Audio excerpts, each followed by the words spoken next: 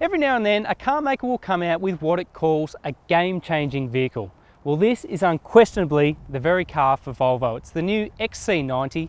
It's 12 years in the making, but was it worth the wait? The XC90 is tasked with forging a new path for the Volvo brand internationally, which is no small task given the elite company it finds itself in. Priced from $89,950 in Australia, the new model will initially be available in a choice of 2 different grades and 2 different engines. A top-spec model featuring a new hybrid drivetrain will arrive in the final quarter of 2015. The 7-seater is the first model to be conceived under the Chinese ownership of Volvo, which took effect in 2010. Not that any of that Chinese influence is present in the cabin. In fact, if anything, I'd say it feels like the inside of a fine Italian leather store. You've got this beautiful smell and a really nice air-filled cabin. In fact, Volvo actually calls it a Swedish sanctuary. Take a look around the cabin itself and there are some really neat touches. There's only 8 physical buttons and switchgear up front, which creates really nice minimalist environment. The centerpiece is this tablet style touchscreen. You've got all your different applications, entertainment, driving settings, everything else there to play with. And to go alongside that is this really nice digital instrument cluster. It creates a really nice environment, and the key thing is that it's all functional and easy to use. Also housed in those displays is an extensive list of safety equipment fitted to the XC90, such as a collision mitigation system, lane departure warning, and the latest driver aids. But as with many other facets of this vehicle, the most advanced safety technologies are rated as optional extras. And this is where the XC90 really starts to set itself apart. At 4.95 metres long, there's plenty of space in the interior, and what I like about it is that it's actually really functional in the way that it's put together. You've got excellent headroom and legroom up front, but also plenty of space in the second row, and what I like about it is that you can adjust it to your needs. You can slide both outer seats forwards and backwards.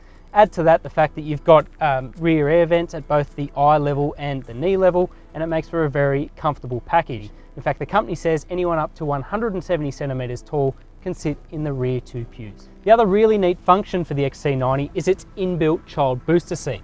Not only is it practical, but it's sure to be a hit with the youngsters. With all seats occupied, the XC90 has a useful 398 litres of boot space, which is increased to 1,091 litres as a 5-seater. The space is owed partly to a new leaf spring rear end, which occupies less underbody space than a regular coil-sprung setup. So let's rewind back there for a second and just have a think about exactly what's new in this car, because there's really plenty of it. A new family of Drive-E 4-cylinder engines, an all-new platform for this car, and also Volvo's highly touted new composite leaf spring layout in the rear that's transversely mounted, so between the rear wheels instead of going from the front to the back. And I've got to say, in isolation out on the road, all of those elements bode pretty well from the outset. The car ambles along pretty comfortably and it has all the qualities that you'd expect for this sort of price point. We spent most time in the base model D5 Momentum. It comes fitted with a twin-turbo diesel motor that produces 165 kilowatts and 470 newton meters. Volvo says it is capable of propelling the XC90's 1970 kilo mass from 0 to 100 in 7.8 seconds, consuming an average of 5.7 litres per 100 k's. For a car that weighs this much, even though it's lost about 125 kilos from its predecessor, that's a lot to ask for a little 4-cylinder engine. It does a really good job of pulling away from the line in a linear fashion. There's a strong mid-range punch, and on paper it's quite efficient as well. The reality is though that it has to work pretty hard to make that sort of progress. I think in daily driving it'd be fine, but when really pushed, you can feel the diesel strain. It becomes quite audible from the driver's seat. The engine is mated with a smooth shifting 8-speed transmission that drives all 4 wheels via a Haldex all-wheel drive system. In city conveyance, the XC90 impresses with its sound damping and overall refinement. However, some country back roads create quite a different impression of Volvo's in-house suspension tuning.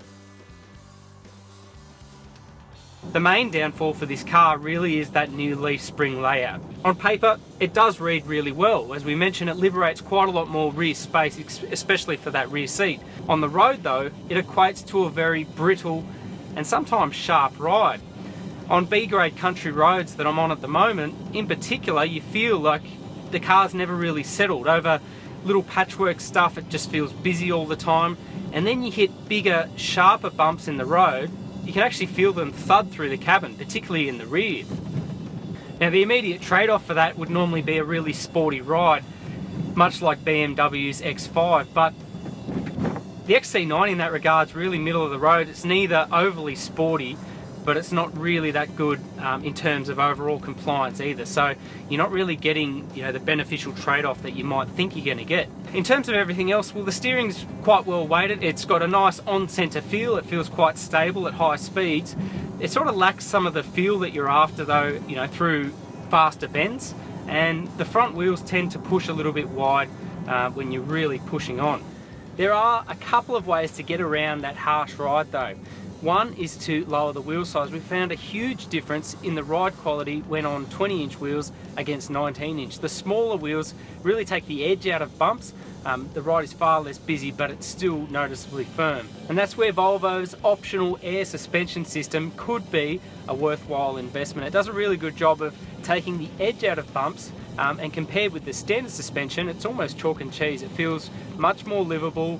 It's much better over those small pitter-patter style bumps, and while it is a little bit firm over sharper undulations and it's still got a tendency to thud, it's definitely more compliant. In addition, the dynamics feel better resolved overall, there's better body control, and the car feels easier to live with.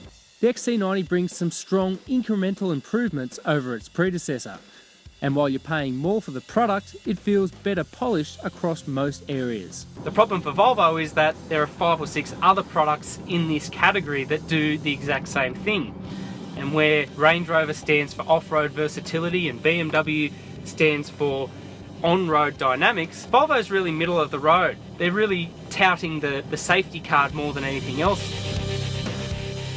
And therein lies the problem. Yes, safety is a major drawcard for the XC90, but you could probably say the same thing of every other competitor in this segment. Add to that the fact that new products are coming from Mercedes-Benz and Audi soon, and this vehicle could have a very strong battle on its hands.